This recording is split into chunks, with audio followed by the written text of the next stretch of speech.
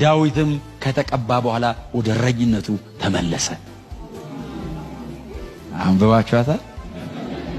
ወደ ዙፋን የሚለውን ያነበባችሁት? እኔ እናንተን አላልኳችሁም። የዳዊትን ግን እንድትሉ ትፈልጋለሁ። አጠገባችሁ ሰው ዳዊት ተቀብቶ ወደ እረኝነት ተመለሰ በሉት።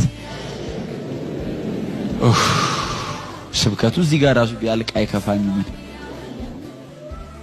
ከተቀባ በኋላ ወደ እረኝነቱ ተመለሰ ይልና የተቀረው ረጅም ዘመን ከንግስና ዘመኑ የማይተናነሰው ረጅሙ ዘመን ለንግስናው እግዚአብሔር ትሬን እያረጋ ቆየው። አንበሳ፣ ድብ፣ አውሬ ይመጣበታልና ህዝበ እስራኤልን እንዴት እንደሚያድን በበጎች ያለማምደዋል። በከባዱ አለማምዶት ነው ቀላሉ ላይ ያመጣው። አይ ከነ እንትና ጋር ከአሞራውያን ከምናምን ጋር መዋጋት ቀላል ነው። ከአንበሳ ጋር እንዴት ትታገላለህ? በከባዱ አስለመደው። አንበሳ ሲመጣብኝ ይላል። መቼስ አሁን ፊልም አለው፣ ለልጆችም ይሆናል፣ ለትልልቅ ሰውም ይሆናል።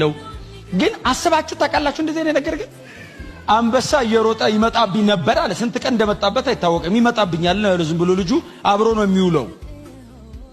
በየቀኑ በቀንም 2-3 ሲመጣብኝ አለ እመታውና አሳድደዋለሁ አለ። አንበሳ